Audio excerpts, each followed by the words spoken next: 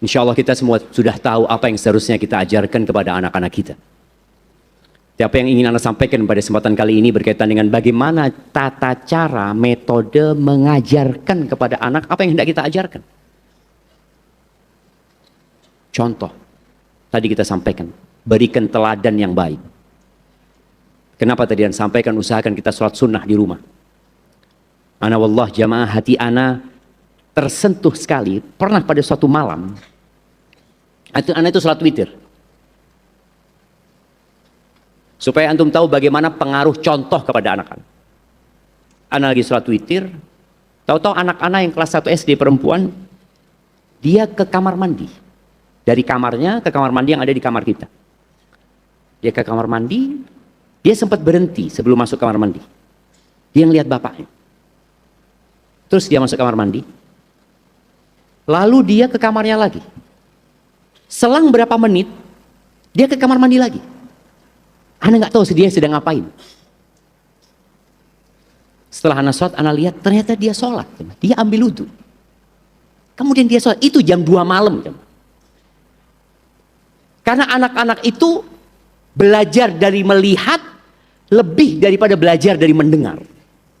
Jangan dikasih nasihat terus, kasih nasihat terus. Kasih contoh anak-anak itu. Kasih contoh antum pegang HP yang dilihat itu yang bermanfaat. Sehingga anak itu tahu yang ditonton bapaknya apa sih. Kalau bapaknya sedang duduk di pojok itu ngapain bapaknya. Apa yang harus antum rahasiakan dari anak-anak antum kalau itu kebaikan. Ketika seorang ayah pegang buku di rumah, anak-anak akan cari buku. Dan antum praktekkan itu. Maka usahakan di rumah itu ada waktu baca buku. Bapaknya, ibunya, anaknya mau tidak mau dia akan cari buku untuk membaca. Rasul SAW bagaimana mendidik para sahabatnya dengan sholat di mimbar. Praktek sholat.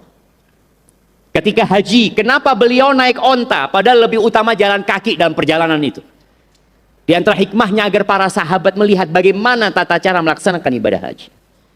Memberikan contoh yang baik. Kemudian yang kedua, perlu ada komunikasi dengan anak-anak kita. Anak-anak itu dapat informasi bukan hanya dari kita sekarang. Kalau dulu mereka gelas kosong. Bismillah.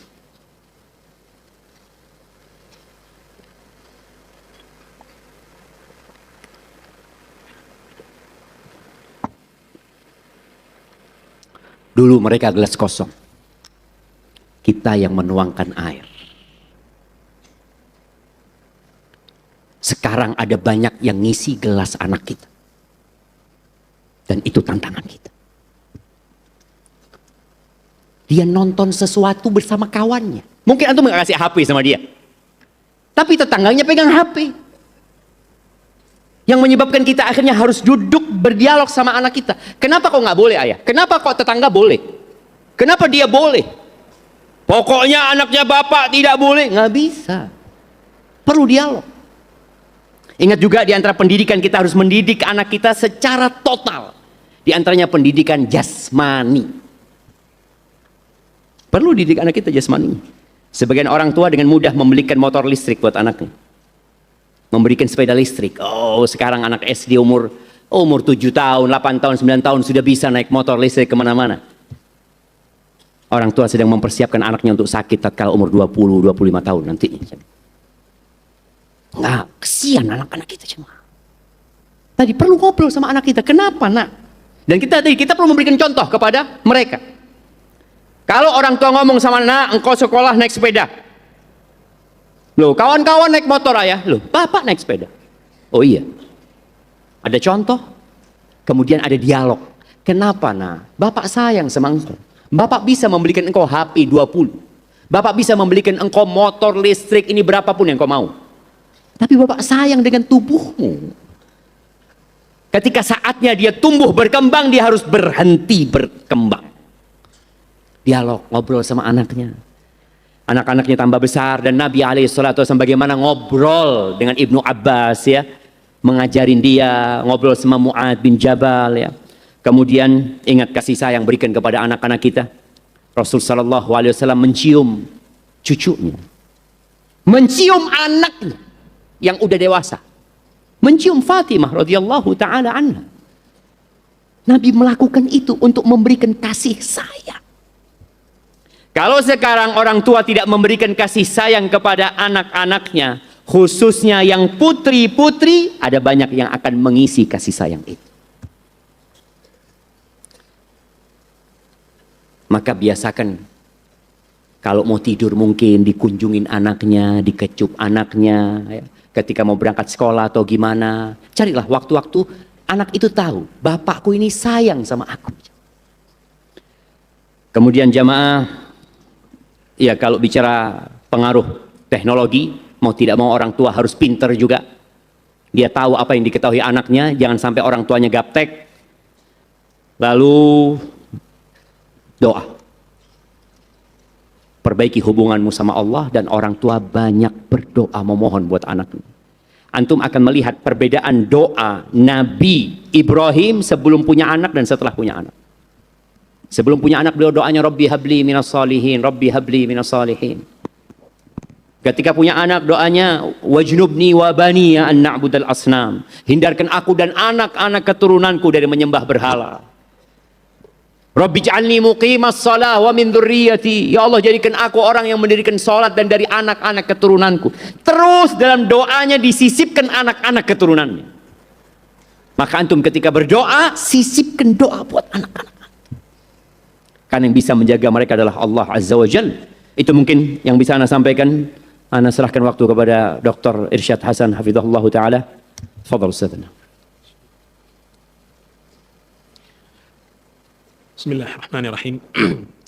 Alhamdulillahilladzi arsala rasulahu bil huda wa dinil haqq liyudhhirahu 'ala ad-din kullih wa kafa billahi shahida wa asyhadu an la ilaha illallah wahdahu la syarika lah wa asyhadu anna Muhammadan 'abduhu wa rasuluh wa usalli wa usallim ala khairil bariyah Muhammad bin Abdullah wa ala alihi wa ashabihi wa man tabi'ahum bi ihsanin ila yaumiddin. Masya Allah, kita tadi telah mendengar bersama dari guru kita semuanya, Ustaz Dr. Syafiq Riza Hasan Basalamah, terkait bagaimana kedua orang tua, ayah dan ibu, mendidik anak-anaknya. Dan alangkah baiknya jikalau beliau meneruskan potongan kedua sebenarnya, terkait bagaimana sikap anak ketika dia menerima didikan dan arahan orang tuanya. Namun itu kedzaliman itu. Namun beliau sejak sebelum berangkat dari Jember, Ustaz, ya? Nah, sudah bilang ke anak, Ustaz, kita harus bagi dua, Ustaz. Karena sebenarnya sudah bilang ke beliau, Ustaz, bas anak usawi doa, anak khutbah doa, anak bagian yang doa saja, Ustaz. Antum yang selesaikan materinya, anak yang terakhir sudah anak doa saja. Tapi beliau bersikeras, enggak, kita harus nataqasam, kata beliau, kita harus berbagi. Oke. Tadi sudah panjang lebar, beliau sudah menjelaskan bagi kita orang-orang tua, sebagai ayah, sebagai ibu, bagaimana mendidik dan memberikan contoh kepada anak-anaknya. Poin yang kedua ini, yaitu terkait sebaliknya, bagaimana sih sikap seorang anak. Dan tadi beliau sudah tanya kepada kita semuanya. Kita ini semuanya adalah anak. Tidak ada yang tidak disebut sebagai anak. Kita semuanya memiliki orang tua, memiliki ayah, memiliki ibu. Yang perlu kita fahami bersama, hadirin sekalian yang semoga dimuliakan oleh Allah Subhanahu wa taala. Kita itu perlu membangun dan menjaga hubungan yang harmonis antara anak dengan orang tua. Kita sebagai anak perlu menjaga hubungan yang baik, yang harmonis dengan orang tua kita. Kalau kita saja pengen banget memiliki hubungan yang kuat, yang erat dengan teman-teman kita, menjaga banget hubungan diri kita dengan teman main kita, teman sekolah kita, teman kerja kita, teman di kantor, maka hubungan kita dengan orang tua itu tentunya lebih utama untuk dijaga. Untuk lebih dijaga. Mengapa? Karena orang tua itu orang yang paling dekat dengan kita. Bisa dibilang orang yang paling berjasa dalam kehidupan kita sebelum guru-guru kita. Karena dengan keduanya lah kita ini dengan izin Allah terwujud di muka bumi ini, dilahirkan. Bukan berhenti di situ saja, tidak. Namun keduanya membesarkan kita, susah payah membiayai kita, membiayai pendidikan. Kalau sakit, mereka juga susah payah, harus mencarikan obat, butuh dana untuk mengobatinya, membelikan pakaian. Sebagai ayah sudah berpikir keras bagaimana biar anaknya ini bisa makan besok, bisa tumbuh. Tidak berhenti di situ saja ternyata. Bahkan juga memikirkan tadi apa yang sudah disampaikan oleh Ustadzuna Dr. Syafiq Basalamah terkait pendidikan karakternya. Bagaimana dia bisa tumbuh dengan sosok yang baik. Nah, ini semuanya jasa orang tua kita. Gak ada di antara kita jamaah sekalian orang yang akil, yang berakal, yang kemudian menutup mata, mengingkari jasa-jasa itu semuanya. Tidak ada. Kalau toh ada, itu berarti perlu dipertanyakan hatinya, perlu dipertanyakan akalnya. Apakah dia tidak bisa merasakan jasa tersebut sampai dia bisa tumbuh dewasa, bahkan bisa mendapatkan pekerjaan mungkin, padahal itu semuanya tidak terlepas dari jerih payah orang tuanya. Jadi perlu dijaga hubungan antara diri kita sebagai anak terhadap hubungan kita terhadap orang tua kita. Allah Subhanahu wa taala telah berfirman yang mengingatkan kita secara tidak langsung mengapa kita harus berbuat baik kepada kedua orang tua kita. Allah Subhanahu wa taala berfirman, "Wa wassaynal insana biwalidayhi ihsana." Dan kami telah wasiatkan, kami perintahkan manusia itu untuk apa? Al-ihsan. Berbuat baik kepada siapa? Walidayhi, ayah dan ibunya. Kalau kita saja suka berbuat baik kepada tetangga, kepada teman main kita, maka orang tua antum itu lebih berhak, lebih utama mereka mendapatkan ihsan, kebaikan, kebajikan dari antum. Allah Subhanahu wa taala menyebutkan mengapa harus ada ihsan dari pihak anak kepada orang tua. Di antaranya yang Allah sebutkan adalah hamalathu ummuhu kurha. Ibunya itu telah mengandung dia kurha, susah, payah. Coba antum tanya itu, ibu antum, tanya istri-istri antum, enak nggak sih hamil?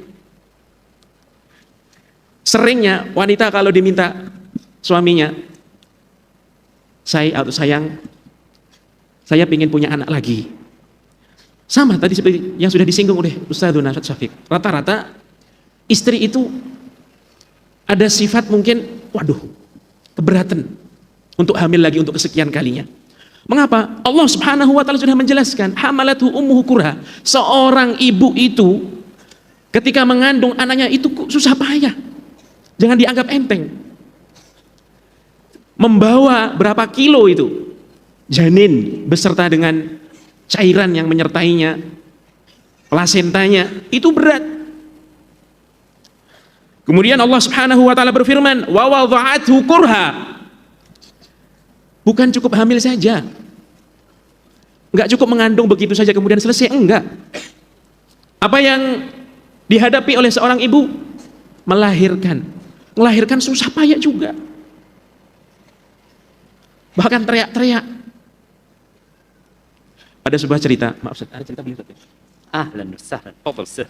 Pengalaman pribadi ketika waktu di Saudi. Waktu istri anak waktunya melahirkan seorang anak di sebuah rumah sakit yang namanya wanita kesakitan, terlebih itu anak pertama lagi. Masya Allah. Sama dokternya Ustaz, dilarang teriak-teriak. Katanya, kamu orang Indonesia, gak usah teriak-teriak. Yang teriak-teriak itu orang Saudi saja. Kamu gak cocok orang Indonesia teriak-teriak. Nah, ini adalah sebuah kenyataan bahwasanya wanita itu susah payah ngelahirin. Apalagi kalau berkali-kali hamil dia, kemudian melahirkan. Ini sudah dinaskan oleh Allah Subhanahu wa taala bahwa wada'athu kurha, seorang ibu itu ketika melahirkan kamu wahai anak itu kurha, susah payah. Bukan hal yang ringan. Bisa jadi bahkan nyawa taruhannya. Betapa banyak mungkin kita mendengar kabar, bahkan itu terjadi mungkin di sekitar kita. Seorang ibu meninggal ketika melahirkan karena pendarahan yang cukup banyak. Ternyata bukan berhenti di situ saja. Nggak cukup hamil saja. Nggak cukup kemudian lahir begitu saja. Ini ibu terus. Kata Allah Subhanahu wa taala, wa hamluhu wa fisaluhu 30 syahra. Ibu itu masa mengandung dan plus menyapihnya, menyusuinya sampai selesai itu 30 bulan kata Allah Subhanahu wa taala. Jadi nggak cukup untuk hamil kemudian mengandung begitu saja. Tapi dia punya peran berikutnya, yaitu menyusui. Antum yang sudah punya istri, tahulah bagaimana istri antum menyusui anak-anak antum. Kadang tengah malam pun gak enak tidurnya, baik ketika dia mengandung, ketika dia menyusui. Nah, seorang ibu waktunya habis untuk mengurusi anaknya. Capek dia. Seorang ibu itu capek. Nah, inilah dalam ayat ini Allah Subhanahu wa taala mengingatkan kita sebagai anak. Itulah peran, termasuk salah satu peran orang tua, di antaranya peran ibu. Bagaimana menjaga dan membesarkan anaknya itu, sehingga dituntut dari seorang anak untuk memiliki ihsan, berbuat baik kepada orang tuanya demi menjaga hubungan yang harmonis. Kemudian ketika kita tadi sudah sampaikan bahwasanya perlu menjaga hubungan yang harmonis dengan orang tua, terlebih ketika orang tua sudah berupaya untuk mendidik, dalam artian memberikan arahan mungkin. Nah, alangkah baiknya kamu begini dan begitu. Memberikan perintah atau larangan, nah, jangan lakukan ini atau itu, tapi lakukanlah ini dan itu. Maka seorang anak perlu menyikapinya tentunya dengan baik. Karena konsekuensi dari yang namanya ihsan, konsekuensi dari yang namanya ihsan, perbuatan baik dari pihak anak kepada orang tua, adalah asalnya anak itu patuh. Konsekuensi seperti itu. Tapi tentunya ketika arahan tersebut atau perintah tersebut atau larangan tersebut tidak bertentangan dengan syariat. Maka di antara perintah Allah Subhanahu wa taala untuk kita berihsan kepada orang tua, konsekuensinya ya kita patuh. Ketika orang tua kita memberikan suatu arahan, dan itu arahan yang baik, tidak bertentangan dengan syariat Islam, agama kita. Dan justru kalau kita menentangnya, melawannya, bahkan dengan meninggikan suara misalnya, maka ini bisa masuk dalam kategori uququl walidain, durhaka dia kepada orang tuanya. Yang itu jelas semuanya, masing-masing dari diri kita tahu, yang namanya durhaka kepada orang tua itu adalah sesuatu yang dilarang. Bahkan itu adalah dosa besar. Dalam sebuah hadis Rasulullah SAW mengatakan, ala unabbi'ukum bi akbaril kabair. Apakah kalian mau aku beritahu apa itu dosa-dosa besar? Di antara yang beliau sebutkan apa? Uququl walidain, durhaka kepada orang tua. Sehingga agar kita tidak durhaka, maka arahan-arahan yang itu memang baik, tidak bertentangan dengan syariat, maka patut ia menjalaninya. Bahkan saking urgensinya keridhaan orang tua. Dalam artian anak dianjurkan untuk menggapai ridha orang tua sebagaimana dia menggapai ridha Allah Subhanahu wa taala. Salah seorang sahabat yang mulia, Abdullah bin Amr bin As radhiyallahu taala anhuma, beliau mengatakan, ridha Rabb fi ridhal walid. Keridhaan Rabb Allah Azza wa Jal itu terletak kepada ridhonya orang tua. Wa sukhtur Rabb fi sukhtil walid, kata beliau. Dan kemurkaan Allah Subhanahu wa taala Ar-Rabb itu terletak pada kemurkaan orang tua. Maka ini hati-hati kita. Jangan sampai kita menjadikan kedua orang tua kita murka karena sikap kita, karena kelakuan kita, karena bisa jadi ucapan kita yang membuat keduanya murka, sedih, bahkan bisa menangis. Sakit hati mereka mendapati ucapan dan perlakuan yang tidak baik dari anaknya. Maka hati-hati jemaah, hati-hati. Bahkan dalam sebuah hadis Rasulullah SAW menyatakan,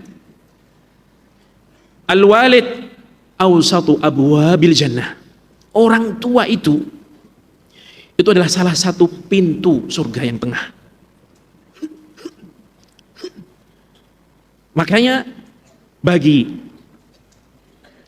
di antara kita yang masih memiliki ayah atau ibu atau keduanya yang masih hidup, janganlah disia-siakan pintu tersebut. Itulah yang diucapkan oleh Abu Darda ketika meriwayatkan hadis tadi, al-walidu awsatu abwabil jannah. Beliau mengatakan, fangdur, atau beliau mengatakan, fa'ati dzakal bab au istafid minhu, yang artinya kurang lebih, maka pilihan ada di tanganmu. Apakah pintu surga ini yang berharga ini kamu sia-siakan begitu saja, atau kamu memang mampu untuk memanfaatkannya, yang dengan bir kamu, kebaikan kamu dan ihsanmu, kamu menjadi ahli surga. Baik, kemudian jamaah sekalian yang semoga dirahmati oleh Allah Subhanahu wa taala, secara manusiawi, yang namanya orang tua itu ketika memberikan suatu arahan kepada orang tua, ini secara lumrahnya manusiawinya, tidaklah dia itu sebenarnya menginginkan dari anaknya kecuali apa? Kebaikan, agar anaknya lebih baik dari dirinya, agar anaknya tahu mana yang lebih baik bagi dirinya itu. Itu sejatinya yang ada pada hati nurani orang tua.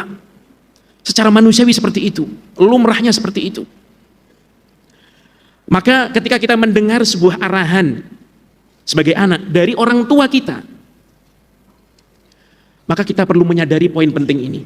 Sejatinya orang tua ketika mengatakan A, B, C kepada kita, itu tidak lain, dia itu sebenarnya menginginkan kita kebaikan, agar kita menjadi lebih baik, agar kita melakukan sesuatu yang baik, agar kita menempuh jalan yang baik. Itu sebenarnya yang ada pada diri orang tua. Walaupun mungkin bisa jadi ada sebagian arahan yang mungkin belum tepat. Itu karena ya wajar, manusia bisa jadi salah ketika memberikan arahan. Namun perlu kita ingat bahwa ketika dia memberikan sebuah arahan, maka sejatinya yang ada pada dirinya, dia itu menginginkan yang baik itu seperti ini loh. Nah, berikutnya jamaah sekalian yang semoga dimuliakan oleh Allah Subhanahu wa taala, sebagai anak, untuk menjaga hubungan yang harmonis dengan orang tuanya, dan juga ketika dia menyikapi tadi perintah larangan arahan orang tuanya dengan mematuhinya, maka perlu diiringi dengan komunikasi yang baik. Ini penting sekali, komunikasi yang baik, agar hubungan itu tetap erat dan harmonis. Ketika datang arahan, ketika datang perintah misalnya, maka cara menjawabnya, cara menerimanya itu perlu komunikasi yang baik. Ada kalanya sebagian orang, iya dia mematuhi, nuruti kemauan atau arahan orang tuanya misalnya, tapi sambil gerutu diperdengarkan ke orang tuanya. Nggak lihat jam ya, saya capek dari kantor disuruh ini dan itu. Iya, dia jalankan iya. Ibunya, dia datang dari tempat kerjanya, ibunya minta suruh belikan bakso misalnya. Turuti. Ini bukan hal yang maksiat, tidak. Dia sambil bawa motor tapi ngumpat misalnya. Nah, ini adalah sesuatu komunikasi yang tidak baik, yang tidak sehat. Harus dikomunikasikan dengan baik, berbicara dengan baik.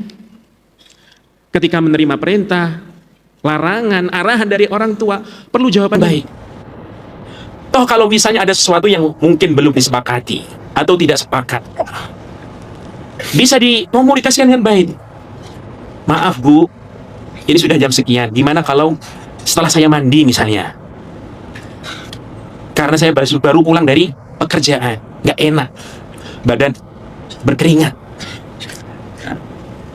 Perlu komunikasi yang baik. Allah Subhanahu wa taala berfirman, "Wa qadha rabbuka alla ta'budu illa iyyah wa bil walidaini ihsana." Dan Rabbmu telah memerintahkan agar kalian jangan sekali-kali menyembah kecuali Allah Subhanahu wa taala dan berbuat baiklah kepada kedua orang tuamu.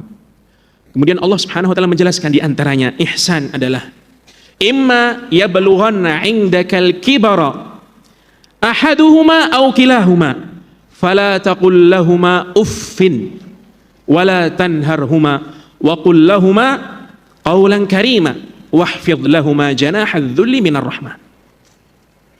Ini di antara gambaran ihsan apa yang dijelaskan oleh Allah. Ketika salah seorang dari orang tuamu atau keduanya misalnya sudah berumur banyak, maka janganlah kamu sekali-kali mengatakan hus kepada ayahnya, kepada ibunya. Ini dilarang, tidak boleh, tidak pantas semacam ini. Ini menandakan dia tidak sopan, nggak hormat kepada orang tuanya. Seakan-akan ngomong kepada anak jalanan coba. Wala tanharhuma, dan jangan menghardiknya, membentaknya, jangan. Wa qul lahumā qawlan karīma, justru kalian itu harus mengatakan apa? Qawlan karīma, perkataan yang baik. Kalau jawab yang baik. Wahfid lahumā janāḥadz dhulli minar rahmah. Tampakkan rasa kasih sayang kepada orang tua, rendah diri. Nah, ini termasuk bagaimana Allah Subhanahu wa taala menjelaskan kepada kita semuanya. Kita perlu komunikasi yang baik. Perlu kita memilih kata-kata narasi yang baik kepada orang tua. Jawablah dengan jawaban yang baik. Bahkan yang menekankan hal ini jamaah sekalian, kadang kita melihat orang tua kita itu sudah sepuh. Sudah banyak sekali umurnya. Kalau berbicara mungkin sudah tidak jelas kalau berkata. Nah, ini perlu kesabaran dari kita. Ketika menjawab, ngomong apa sih kok nggak jelas? Nggak perlu semacam itu. Dan juga sebaliknya, orang tua kita semakin tua, pendengaran juga semakin melemah, manusiawi. Maka ketika kita berbicara, jangan terus ngomong, kok nggak paham-paham dikasih bicaraan, kok nggak denger-denger dikasih jawaban. Tidak perlu semacam itu. Sadari hal itu, karena bisa jadi Anda ke depan seperti dia. Pendengaran mulai melemah, penglihatan mulai melemah, ngomong sudah tidak bisa keras, tidak bisa meninggikan suara. Nah, ini yang perlu kita sadari. Dan dalam sebuah hadis, ini salah satu contoh bagaimana Rasulullah SAW menggambarkan orang itu berkomunikasi dengan orang tuanya dengan baik. Ketika beliau mendapati satu orang sedang duduk atau berbarengan dengan ayahnya, dan waktu itu Rasulullah SAW ingin bertanya atau belum tahu kalau itu adalah ayahnya. Makanya beliau mengatakan, "Ma makanuhu hadza minka?" Wahai fulan, ini siapa? Ini siapamu? Kata beliau, "Hadza abi." Ini adalah ayahku, kata orang tersebut. Maka kata Rasulullah SAW, "La tusammihi bismih." kamu kalau sedang manggil ayahmu jangan panggil dengan apa? Namanya. Panggil dengan namanya aslinya. Jangan. Ini adalah bentuk bagaimana Rasul menggambarkan ini adalah sesuatu yang kurang etis, kurang sopan. Baik itu di luar rumah atau di dalam rumah, jangan memanggil orang tua kita itu dengan langsung namanya begitu saja. Nah, ini adalah tidak menempatkan orang tua di titik kehormatannya. Seakan-akan manggil itu sebagai teman saja. Nah, ini diarahkan oleh Rasulullah SAW. La tusammi bismi. Jangan panggil ayahmu dengan namanya begitu langsung. Jangan. Dipanggil dengan panggilan yang itu penuh penghormatan. Wahai ayahku, abahku. Bahkan kalau sebagian ulama mengatakan, orang Arab mengatakan termasuk ta'zim adalah dipanggil dengan kunyahnya misalnya. Ini bagian dari ta'zim, penghormatan kepada orang yang lebih dihormati. Nah, poin berikutnya, jamaah sekalian, ketika tadi sudah kita katakan, bisa jadi kita mendapatkan arahan, perintah, larangan dari orang tua. Ada kalanya, ada momen-momen tertentu yang itu mungkin kita bisa jadi tidak sependapat. Ada kemungkinan nggak sependapat, iya. Terlebih kalau itu adalah hal-hal yang jelas bertentangan dengan syariat kita. Orang tua menganjurkan atau memerintahkan anaknya untuk berbuat maksiat misalnya, pelanggaran syariat. Arahan-arahan yang tidak baik misalnya. Maka di sini anak memiliki keluasan untuk tidak mematuhinya. Bukan berarti karena durhaka, tidak. Karena perintahnya tidak sesuai dengan syariat. Allah Subhanahu wa taala berfirman, "Wa in jahadaka 'ala an tusyrika bi ma laysa laka bihi 'ilmun fala tuti'huma wa sahibhuma fid dunya ma'rufa." Jadi kalau kedua orang tuamu itu menyuruhmu, wahai anak, untuk berbuat kesyirikan kepadaku, kepada Allah Subhanahu wa taala, maka ini jelas, ini tidak boleh, bertentangan dengan syariat. Fala tuti'huma, kata Allah Subhanahu wa taala, jangan turuti, jangan taati perintah semacam ini. Namun jangan lupa, tetap wasahibhuma fid dunya ma'rufa, bergaulah dengan mereka dengan ma'ruf, dengan baik, tetap. Walaupun kita misalnya berusaha untuk atau memberikan penjelasan kepada ayah kita atau ibu kita bahwasanya perintah ini tidak sesuai, bertentangan dengan koridor syariat, maka sampaikan dengan baik pula. Wasahibhuma fid dunya ma'rufa, tetap perlakukan dengan baik, tetap komunikasikan dengan baik, duduk bersama, diajak ngobrol, diberikan penjelasan pelan-pelan bahwasanya arahannya itu sudah melenceng dari syariat. Karena sejatinya ketika ada suatu arahan, perintah atau larangan yang itu isinya maksiat, bertentangan dengan syariat Allah, tidak ada kewajiban untuk taat. Rasulullah sallallahu alaihi wasallam bersabda, "La ta'ata fi ma'siyatillah, innamat ta'atu fil ma'ruf." Kata Nabi kita Muhammad alaihi salatu wassalam, tidak ada ketaatan pada kemaksiatan kepada Allah. Ketika orang tua mengajak anaknya, memerintahkan anaknya untuk bermaksiat kepada Allah, melanggar syariat Allah, tidak ada ketaatan. Innamat ta'atu fil ma'ruf. Yang namanya ketaatan itu hanya pada hal yang ma'ruf, yang baik. Selama arahan, perintah, larangan orang tua sejalan dengan syariat, tidak bertentangan dengan syariat, maka kita lakukan, kita turuti. Namun ketika pada saatnya Anda berbeda pendapat dengan orang tua dalam hal ini, karena memang jelas ini adalah sesuatu yang dilarang oleh syariat, maka tetap komunikasikan dengan baik. Komunikasikan dengan baik. Jangan mentang-mentang itu perintah memang iya salah, arahan yang salah, yang meleset, kemudian mentang-mentang kita lebih muda dan lebih berilmu mungkin daripada orang tua, kemudian kita semena-mena dengan orang tua kita, terhadap orang tua kita, mencelanya, mengangkat suara, mencelanya dengan bodoh dan seterusnya. Wal'iyadzubillah. Ini justru anak semacam ini terjatuh kepada uquq, durhaka, kedurhakaan karena sikap dia yang tidak tepat. Ketika semacam itu, maka inilah yang mungkin poin berikutnya, terjadi konflik antara anak dengan orang tua. Ketika seorang tua memberikan arahan kepada anaknya dan anaknya berbeda pandangan terhadap arahan tersebut, maka rentan terjadi namanya konflik. Itu bisa terjadi. Itu bisa terjadi. Konflik karena apa? Karena anak berpendapat dengan pendapat yang berbeda dengan pendapatnya orang tuanya.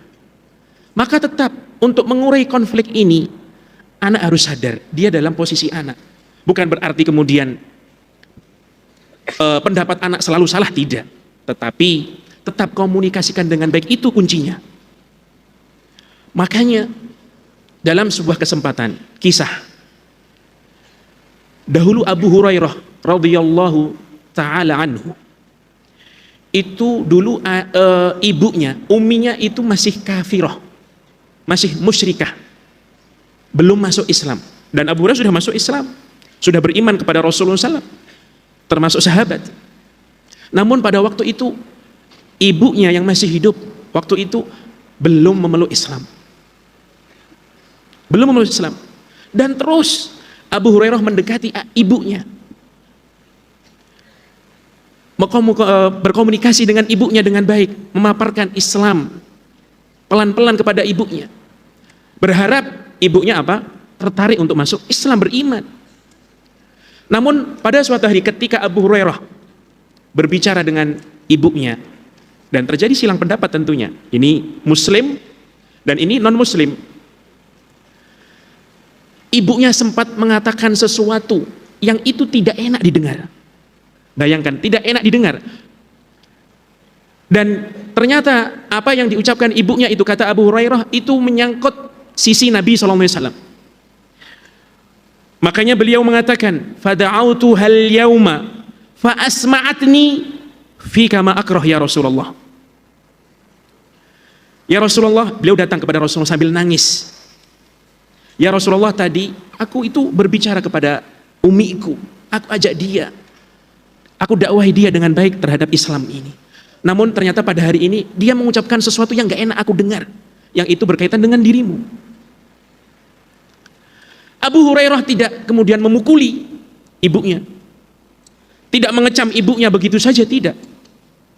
Kalau kita, mungkin di antara kita, kalau kita punya sohib yang baik banget, yang sering menraktir kita dan seterusnya, sering bayari kita kalau kesana kemari, itu kita bisa dibilang suka banget dengan sohib semacam ini, teman semacam ini, dan bisa jadi kita menghormatinya. Itu saja, kalau ada orang lain ngomong ke kita, kemudian mencela teman kita yang seperti ini, yang sering menolong kita, sering membiayai kita, apa yang kita rasakan? Gak suka, panas itu di dada. Bahkan bisa jadi meluapkan amarah kepada orang yang mencela itu. Nah, Abu Hurairah radhiyallahu taala anhu ketika mendengar umminya mengatakan sesuatu yang itu menyangkut sisi Rasulullah SAW, dan itu sesuatu yang gak baik, gak enak didengar oleh Abu Hurairah, maka Abu Hurairah tidak kemudian memukuli ibunya, tapi dia menangis, tetapi dia menghadap kepada Rasulullah SAW mencari solusi bagaimana. Maka Rasulullah SAW mendoakan ibunya Abu Hurairah agar dia berikan hidayah. Maka setelah itu Abu Hurairah pulang dan mendapati ibunya terdengar suara gemericik air. Ternyata ibunya lagi mandi, jemaah. Ketika keluar setelah mandi, ibunya pengen bersyahadat. Allahu Akbar, pengen bersyahadat. Maka diantarlah sama Abu Hurairah untuk bersyahadat di hadapan Rasulullah SAW. Ini salah satu contoh bagaimana Abu Hurairah menyikapi ibunya. Jelas terjadi konflik itu. Bagaimana tidak? Anaknya sudah masuk Islam, ibunya bersikeras tetap pada agama yang dahulu, tidak mau masuk Islam. Apalagi satu rumah misalnya, maka jelas akan terjadi konflik. Maka tetap anak harus berkomunikasi dengan baik, memaparkan dengan baik, tidak perlu bentak-bentak, tidak perlu mencemooh. Baik, kemudian yang terakhir, walaupun mungkin ada terjadi konflik misalnya, ada terjadi perbedaan pendapat yang menimbulkan konflik, maka sebagai anak, sebagai posisinya sebagai anak, perlu kadang di sekian waktu perlu mengkoreksi diri. Bisa jadi Ya, ini selain jelas yang yang bertentangan dengan saya. Artinya bisa jadi ada sesuatu sudut pandang yang berbeda. Bisa jadi dia itu memandangnya salah si anak itu. Ketika ibunya mengatakan A, B, C semacam ini, dan itu mungkin bukan isinya tidak bertentangan dengan syariat, tetapi anak memiliki pandangan yang berbeda. Kok semacam itu pandangannya? Bukankah yang lebih baik semacam ini? Maka tidak usah ragu untuk mengkoreksi. Bisa jadi pandangan kita lah yang meleset. Kenapa? Karena kita masih muda. Karena kita darahnya masih darah muda, sedangkan ayah dan ibu kita sudah banyak makan apa? Garam. Sudah mengarungi kehidupan dunia lebih lama dibandingkan kita. Bisa jadi keputusan kita itu meleset. Makanya banyak-banyak mohon maaf kepada orang tua. Banyak-banyak mohon maaf kepada orang tua. Bisa jadi dialah yang salah, anaknya salah. Tidak bisa mengukur suatu perkara dengan tepat. Bisa jadi diri yang salah. Maka banyak-banyak mintalah maaf kepada orang tua. Mungkin ini yang bisa Anda sampaikan melengkapi apa yang tadi sudah disampaikan oleh Ustadzuna Dr. Syafiq Basalamah hafizahullah ta'ala. Semoga yang sedikit penyempurnaan yang 1/5 saja Ustadz ya. Ini bermanfaat bagi diri Anda pribadi dan bagi Anda orang lihat yang sebenarnya mendengarkan. jamaah antusias Ustaz. Cuma saya lihat antum udah makan belum? Ternyata sama Ustadz kita ya. Sama, kita belum makan juga Ustaz. Masya Allah, barakallahu fiik. Tapi jemaah supaya semangat, semua tangannya diangkat ke atas. Ya, digoyang. Ya, letakkan di punggung saudaranya. Pijetin saudaranya itu jemaah, biar ngantuk jemaah. Ya, yang ibu juga, biar semangat lah antum lah. Tapi Ustadz, nggak ada yang mijitin kita Ustadz. Ya, sabar lah Ustaz kita Ustaz. Jemaah, ya lanjut sudah, antum sambil dengerin anak, pijat terus. Bicara konflik sama orang tua. Ya, anak pernah suatu hari konflik sama ibu anak, rahimahullah. Allah ya rahmat. Anak itu pernah melamar seorang perempuan. Nggak ngomong sama ibu anak. Waktu itu anak SMA kelas 3. Karena kita di pondok, kita tahu dengan yang halal dan yang haram. Akhirnya anak melamar seorang perempuan, anak nggak ngomong sama ibu anak. Ibu anak dengar dari orang lain. Dipanggillah anak. Anak ingat anak duduk di kamar itu, ditutup pintunya sama ibu. Ibu anak ngomong, Syafiq ngelamar anaknya orang. Iya, Ma. Ya gimana, darah muda, tadi disebutkan darah muda kita. Ya, singkat cerita anak nahan diri ya, karena ibu anak ngomong Syafiq harus sekolah lagi. Syafiq datang ke orang tuanya, sampaikan minta maaf, bahwa Syafiq mau sekolah lagi. Akhirnya berat hati anak ingat, akhirnya anak balik ke pondok. Malam hari itu anak mau ketemu orang tuanya ini perempuan. Bingung anak mau ngomong apa gitu loh. Karena sudah diterima gitu. Tukar tambah nggak nih Ustadz? Nggak tukar tambah nih Ustaz. Akhirnya anak datang ke tempat bapaknya itu anak sampaikan, anak minta maaf. Anak minta maaf karena tadi anak harus nurut sama ibu anak. Dan ternyata nasihat ibu anak adalah yang terbaik. Kalau mungkin anak nikah SMA itu nggak tahu jadi apa. Itu jemaah. Jadi di setiap nasihat orang tua itu yang mungkin tidak sesuai dengan keinginan kita, insya Allah ada hikmahnya. Di sini ada pertanyaan. Saat ini pertanyaan buat antum Ustaz ya. Antum pilih mana yang terpenting. Ana seorang laki-laki umur 29 tahun tapi belum menikah. Ya udah nikah aja antum. Kenapa antum belum nikah? Ya. Semoga Allah pertemukan ana dengan jodoh ana secepatnya yang baik agamanya. Amin. Masya Allah, antum didoakan sama satu masjid ini. Ahibati fillah, buat anak muda. Kata Nabi alaihi salatu wasallam, ya ma'syaras syabab man istata'a minkumul ba'a falyatazawwaj. Wahai kaula muda yang mampu nikah, nikah. Mampu bayar mahar, mampu kasih nafkah, sandang pangan dan papan, nggak harus punya rumahnya, nggak harus punya tempat tinggal, sewa nggak apa-apa, kontrak nggak apa-apa, kontrak harian nggak apa-apa.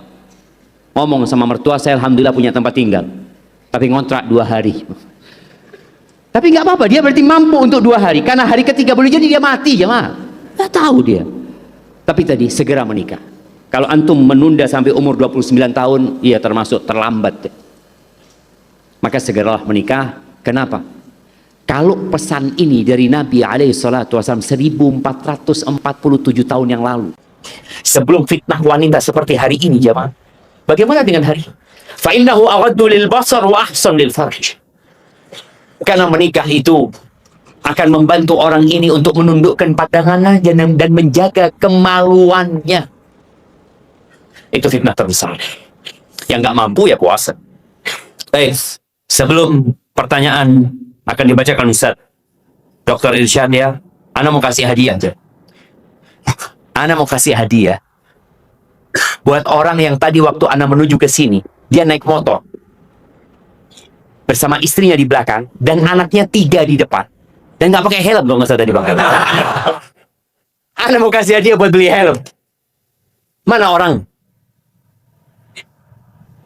Oh, ibunya gendong anak 1 bang. Iya. Iya. Berempat. Berlima jadi mereka. Anaknya 4. Berenam berarti. Anaknya 3 di depan, Bapaknya. suami 1 dipangku sama emaknya. Allahu Akbar jemaah. Mana tuh orangnya jemaah, kita mau kasih hadiah.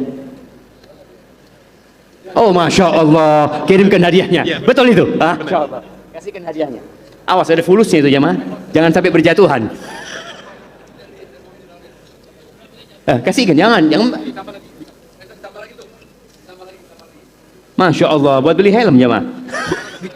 Bukan helm lagi nih Ustaz, motor satu lagi. Masya Allah, barakallahu fikum. Jazahullah khairan. Baik, fadhal Ustaz. Pertanyaan yang akan dibacakan Dr. Irsyad. Ana yang baca nanti menjawab Ustaz. Baca sendiri-sendiri Ustaz kita. Ana tadi itu sama panitia minta MC, minta moderator, tapi nggak tahu bakhil di sini panitianya. Tahulah, sabar kita sama panitia di sini Ustaz. Baik Ustaz. Assalamualaikum Ustaz. Ini ada pertanyaan. Selain berdoa untuk orang tua, Mic-nya kayaknya harus lebih dekat untuk Ustaz. selain berdoa untuk orang tua, apa yang bisa saya lakukan untuk orang tua ana yang sudah meninggal dunia? Loh, fadhal Ustaz. Ana bawa pertanyaan banyak juga Ustaz, sama Ustaz. Selain doa tentunya ada beberapa hal yang mungkin bisa dilakukan. Di antaranya bersedekah. Bersedekah atas nama orang tua. Bersedekah atas nama orang tua. Ini juga dianjurkan. Dalam sebuah hadis disebutkan ada salah seorang yang bertanya kepada Rasulullah SAW yang intinya, ya Rasulullah, ibuku sudah meninggal dunia. Kalau dulu dia masih hidup dan dia ingin berwasiat untuk mengeluarkan sebagian hartanya, bersedekah, maka dia akan mengeluarkannya untuk berwasiat. Maka kata Rasulullah SAW, ya sudah, bersedekahlah untuk ibumu. Nah, jadi ini diantara hal yang bisa dilakukan. Kemudian juga diantara hal yang bisa dilakukan terkait orang tua yang sudah meninggal dunia, ketika orang tua misalnya memiliki sahabat-sahabat. Tadi Ustaz Syafiq sudah memberikan contoh bagaimana kalau dulu ayahnya ketika ada tamu sahabat-sahabatnya yang berkunjung misalnya diperkenalkan anaknya. Maka di antara sesuatu yang baik yang dilakukan oleh anak adalah menyambung kembali dengan sahabat-sahabat ayahnya atau ibunya. Ya, memberikan kebaikan kepada mereka. Ini di antara sesuatu yang dianjurkan pula. Kemudian tadi kalau misalnya orang tua atau ayah atau ibu memiliki hutang misalnya, memiliki tanggungan hutang, dia sudah meninggal dunia, sebagaimana yang ditanyakan tadi. Kalau dia memiliki hutang misalnya, tanggungan, maka termasuk birrul walidain, termasuk kebaikan ihsan yang dilakukan anak terhadap orang tua yang sudah meninggal, dia bayar utangnya, bayar tanggungannya, agar tanggungan hutang itu terlepas dari tanggungan orang tua yang sudah meninggal. Karena kita tahu semuanya orang yang meninggal dunia dan membawa utang, maka ini berisiko, karena dia memiliki tanggungan hak orang lain yang masih ada pada pundaknya, belum lepas. Nah, ini bisa menjadi sesuatu yang negatif nanti di akhirat. Maka di antara birrul walidain adalah anak tersebut berbuat ihsan dengan membayar utang orang tuanya, sehingga dengan itu tanggungannya lepas. Kalau hanya sekedar hutangnya ibu saya atau hutangnya ayah saya misalnya akan saya bayar, tapi dia nggak bayar-bayar, ya ini belum dikatakan sebagai birrul walidain. Ini hanya sebagai al-kafalah atau al-dhaman, perpindahan tanggungan saja. Artinya si mayit belum terlepas hutangnya sampai anak tersebut benar-benar membayar hutangnya. Ini diantara beberapa hal yang mungkin bisa dilakukan untuk mewujudkan ihsan seorang anak terhadap orang tua yang sudah meninggal dunia. Barakallahu fiik. Ini ada pertanyaan dari emak-emak. Assalamualaikum Ustaz. Anak ingin bertanya, seorang istri atau seorang ibu dituntut untuk mendidik anak agar menjadi anak yang soleh dan soleha. Sementara suami tidak ikut berperan dikarenakan kesibukannya bekerja. Dan anak sebagai ibu terkadang merasa bersalah dan merasa gagal dalam prosesnya. Mohon nasihatnya Ustaz untuk anak dan untuk suami. Jazakallah khair. Nah, anak tambahkan ini pertanyaan. Assalamualaikum Ustaz Syafiq. Bagaimana jika istri bersikeras ingin bekerja? Ahibati fillah. Seorang istri tatkala dia harus mendidik anaknya tanpa ada peran ayah. Seharusnya kan suami istri berperan. Bapak ibu ini saling tolong menolong dalam mendidik anak-anaknya. Tapi ada suami yang memang kerjanya sampai malam, atau tadi kerjanya merantau sehingga sang ibu mendidik anaknya sendirian. Apa yang harus dia lakukan? Banyak-banyak doa minta tolong sama Allah. Imam Syafi'i itu tidak ada bapaknya, tapi bisa menjadi Imam Syafi'i. Imam Bukhari yang sampai hari ini kita meriwayatkan hadisnya itu juga nggak ada bapaknya, yatim. Sufyan al-Thawri sama, nggak ada bapaknya. Tapi kenapa anak-anak itu bisa menjadi anak-anak soleh, soleha? Orang tuanya orang soleh. Dan sang ibu berupaya dengan memohon kepada Allah Azza wa Jalla. Karena ada para istri atau ibu-ibu yang sibuk menyalahkan suaminya. Ini bapaknya, ini suami saya, ini. Apakah dengan engkau sibuk menyalahkan anakmu jadi anak soleh? Apakah dengan engkau sibuk menyalahkan suamimu atau bapak anak-anak ini kemudian dia jadi sibuk mendidik anakmu? Boleh jadi enggak. Maka ada kondisi-kondisi yang engkau harus fokus sama anakmu dan meminta tolong sama Allah Azza wa Jalla.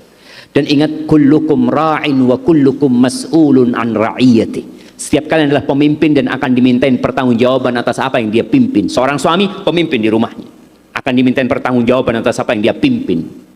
Dia akan dimintai pertanggungjawaban tentang istrinya, tentang anak-anaknya. Dan seorang istri ra'iyatun fi baiti zawjiha. Capek dapat ini. Dari siapa ini? Dari siapa? Dari mak-mak ini.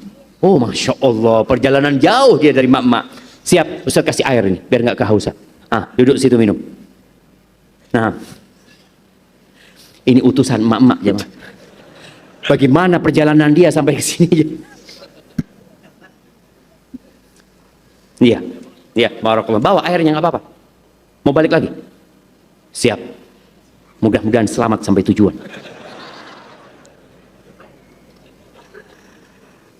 Masya Allah, ini Alhamdulillah, ini emaknya mendidik anaknya berani, sehingga dia bisa sampai ke sini. Walaupun boleh jadi baliknya nggak ketemu nanti. Kita doakan semoga sampai, berangkat selamat pulang dia jemaah. Jadi tadi seorang istri berusaha untuk minta tolong sama Allah Azza wa Jalla, yang terkadang kalau dia mengeluh itu tidak akan menyelesaikan masalah.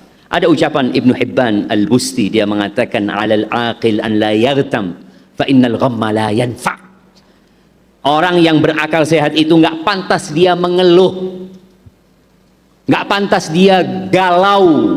Kenapa? Fa innal ghamma la yanfa. Galau itu, pusing ya, gundah, itu tidak ada gunanya. Maka rubahlah dengan aksi. Minta tolong sama Allah Azza wa Jalla. Masya Allah, syukur. Perbanyak baca subhanallah 33 kali sebelum tidur. Alhamdulillah 33 kali, Allahu Akbar 34 kali. Insya Allah Allah mudahkan. Dan perbaiki hubunganmu sama Allah, Allah akan perbaiki hubunganmu dengan anak-anak dan keluargamu insya Allah. Adapun tadi yang bertanya tentang istri yang minta bekerja sama suaminya, ajak komunikasi. Kenapa dia ingin bekerja? Kadang-kala istri kita ada yang merusak jemaah. Circle dia pada bekerja semuanya. Circle dia hidup bebas, sedangkan dia merasa susah, nggak bisa kemana-mana ya. Atau boleh jadi engkau tidak memberikan nafkah yang cukup sama dia. Maka tadi berikan nafkah yang cukup kepadanya, engkau punya hak untuk melarang dia untuk tidak bekerja. Kalau ditanya, kenapa aku nggak boleh kerja? Katakan, karena aku cinta sama kamu. Selesai. Gitu, Ustaz. Fadhal, Ustaz. Insyaallah. Tunggu. Kita ini sampai jam berapa? Hah? Sampai selesai? Siap. Sampai selesai katanya, Ustaz. Sholat isyanya sebelum subuh, Pak. Barakallahu fikum. Fadhal, Ustaz. Baik. Kayaknya 10 menit lagi. Jam 9 kurang seperempat, Ustaz, selesai. Khair. Ada sebuah pertanyaan. Ustaz, Ana mau tanya, kalau menggerutu atau ngomel-ngomel di belakang orang tua yang tidak terdengar sama orang tua, apakah berdosa? Ini pengecut berarti. Jamaah, ketika seseorang itu mengeluarkan perkataan yang kotor, yang gak baik, maupun itu didengar orang tua kita atau tidak didengar orang tua kita, maka sejatinya dia sudah meluapkan sesuatu yang buruk itu. Itu dicatat, ditulis oleh mereka. Kalau itu jelek, maka itu sebuah kejelekan. Ma yalfidhu min qaulin illa ladaihi raqibun atid. Manusia itu tidaklah mengucapkan sesuatu kecuali ada malaikat yang mengawasinya, mencatatnya. Nah, jadi mau didengar orang tua atau tidak, maka itu sudah dicatat oleh para malaikat, para pencatat amal. Karena itu adalah ucapan, itu bagian dari amalan. Terlebih jikalau itu didengar oleh orang tua kita, kita perdengarkan kepada orang tua kita, maka jelas ini lebih asyad, lebih parah lagi. Kita berarti selain berbuat atau berucap kotor, kita juga menyakiti hati orang tua kita. Maka nggak usah pilih-pilih. Kalau begitu, yang penting nggak perlu didengar atau tidak bisa mendengar orang tua saya tak ngomel-ngomel, walaupun misalnya orang tua saya sudah budak misalnya. Nggak baik, tetap. Itu ucapan, itu amalan yang tetap dicatat oleh para malaikat.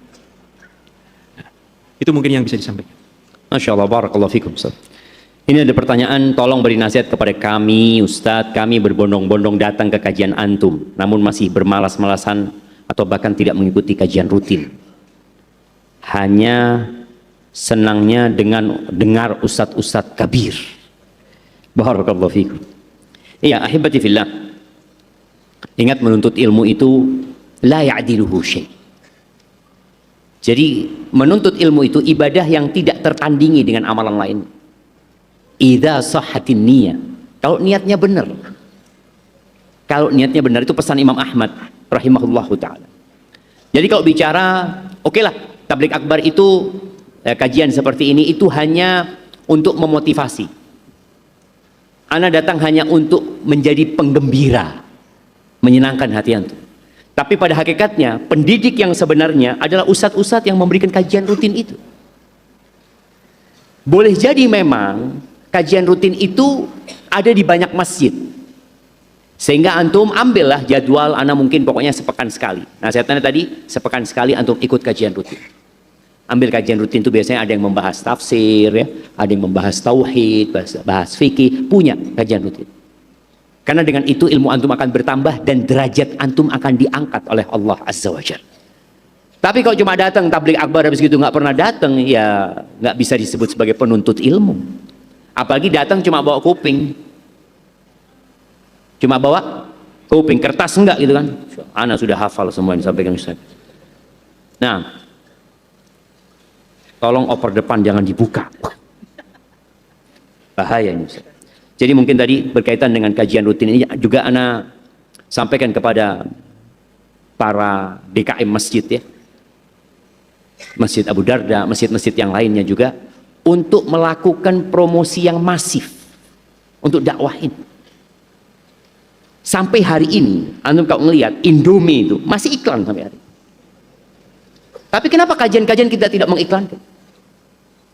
Keluar duit, keluarkan duit, pasang iklan di jalanan demi mengajak orang kepada Allah Azza wa Jalla. Banyak orang nggak tahu, jamaah.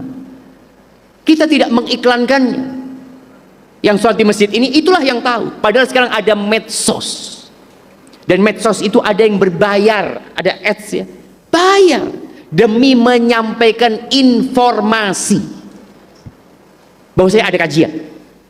Orang itu boleh jadi nggak hadir hari itu, ya, tapi tiap hari datang, muncul lagi kayak Indomie. Tiap hari diiklan dan mereka keluar duit. Siapa yang nggak kenal sama Indomie? Anda nggak kenal. Tapi kenapa mereka iklan sampai hari?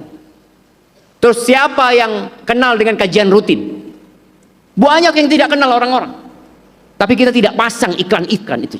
Dan buat orang-orang yang punya duit ya, antum bayar tuh iklan yang pinggir jalan itu, yang mungkin sebulan berapa 20 juta umpamanya. Nggak apa-apa antum pasang iklan kajian di Abu Darda.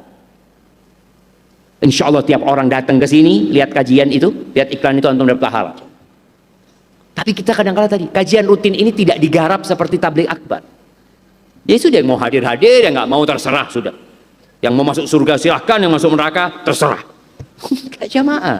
Kita ini perlu ada perjuangan. Jadi kadang-kadang informasi yang tidak sampai, berbeda dengan kajian-kajian tabligh akbar yang informasinya kemana-mana. Semangatnya orang sudah lemah, informasinya nggak ada. Maka tolong bagi para panitia kajian untuk menggarap kajian rutin itu seperti menggarap tabligh akbar. Dari sisi mempromosikannya, mengiklankannya kemana-mana ya. Dengan itu semoga orang yang nggak biasa datang jadi datang. Barakallahu fikum. Naam, Ustaz. Fadhal. Baki 2 menit lagi, Ustaz. Ustaz, bagaimana cara agar kita khusyuk dalam sholat? Tentunya ini memiliki banyak sekali, kalau berbicara khusyuk dalam sholat itu cabangnya banyak sekali. Tapi mungkin yang perlu ana tekankan adalah bersihkan hati kita, karena hati inilah yang akan memahami ucapan pergerakan kita sholat. Tips yang kedua adalah jangan sering terlambat sholat. Ketika dengar adzan, segera ambil air wudhu, siap-siap ke masjid. Orang yang sering terlambat sholat, sudah qomat dia masih ngambil air wudhu, dia tergesa-gesa menuju masjid. Orang yang tergesa-gesa menuju masjid untuk mengikuti sholat, itu rentan dia nggak khusyuk. Berbeda dengan orang yang dari awal sudah siap. Ketika adzan, dia sudah masuk masjid. Atau habis adzan, dia masuk masjid untuk mempersiapkan diri mengikut sholat misalnya. Tips yang ketiga, yang tidak kalah penting, kita harus belajar. Apa sih yang kita ucapkan? Al-Fatihah misalnya.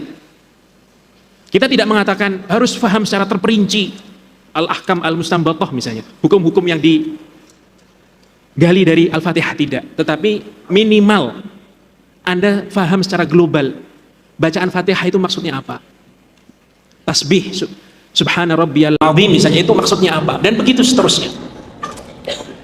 Kemudian tips yang berikutnya yang tidak kalah penting, jangan lupa perbanyak berdoa agar hati ini khusyuk kepada Allah Subhanahu wa taala. Karena sebagaimana dikatakan oleh sebagian salaf, di antara hal yang pertama kali dicabut dari hati-hati manusia adalah al-khusyuk, yaitu khusyuk. Nah, ini yang mungkin bisa disampaikan. Barakallahu fiik, jamaah. Ada pertanyaan penutup. Assalamualaikum Ustaz. Ana seorang suami. Mohon pencerahan ketika seorang istri yang qadarullah sudah salah pilih. Dia salah pilih istri. Tapi ana selalu bertekad untuk terus taubat karena ana cinta dengan dia karena Allah Ta'ala. Berhubung istri dan anak perdana ikut kajian, Masya Allah ya. Ya Alhamdulillah. Kalau dikatakan ya orang-orang yang salah pilih istri, hendaklah dia memperbanyak istighfar, memohon ampun kepada Allah Azza wa Jal, dan memperbaiki istrinya dengan cara memperbaiki diri sendiri dulu. Menjadi contoh yang baik ya. Berikan kasih sayang dan cinta kepada istri. Ajak kajian istrinya. Setelah kajian diajak mampir ke warung makan umpamanya ya. Berikan hadiah kepada istrinya.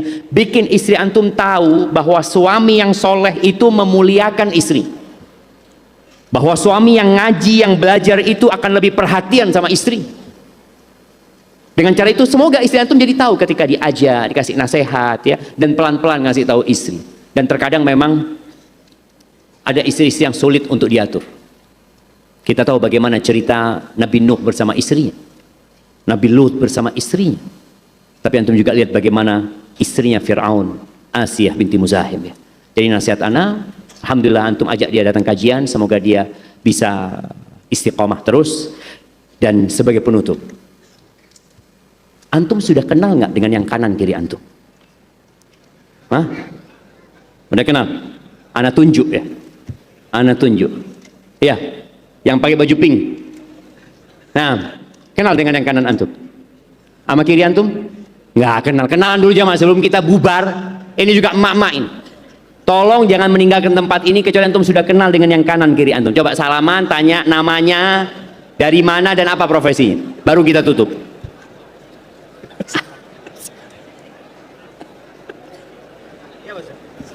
Ibu-ibu juga kenalan ya. Supaya tadi ada orang-orang yang perdana datang kajian. Kemudian dia di tengah-tengah lautan manusia, tidak ada yang menyapa dia. Dia bersama tapi sendirian. Maka tolong yang datangnya 3 orang bareng jangan duduk bareng.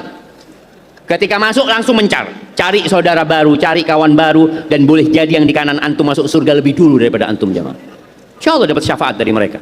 Tapi itu yang dapat anda sampaikan, kurang lebihnya mohon maaf. Yang benar dari Allah Azza wa Jal, yang salah dari diri anda pribadi, Allah dan Rasulnya terbebaskan dari kesalahan itu. Anda mohon undur diri. Subhanakallahumma wa bihamdika asyhadu an la ilaha illa anta astaghfiruka wa atubu ilaik. Wassalamualaikum warahmatullahi wabarakatuh.